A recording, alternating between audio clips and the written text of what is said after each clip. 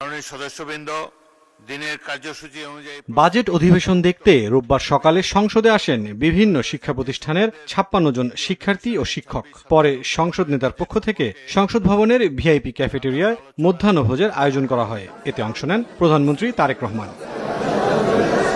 সরকার প্রধান বলেন, পড়াশোনার পাশাপাশি খেলাধুলাও গুরুত্ব দিতে হবে।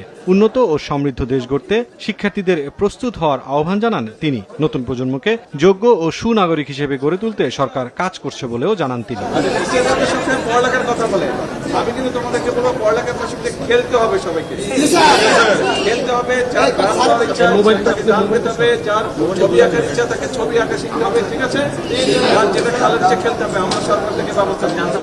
প্রধানমন্ত্রীর আয়োজনে মধ্যাহ্নভোজে অংশ নেয়ার সুযোগ পেয়ে সরকার প্রধানকে আন্তরিক কৃতজ্ঞতা ও ধন্যবাদ জানান শিক্ষার্থী ও শিক্ষকরা।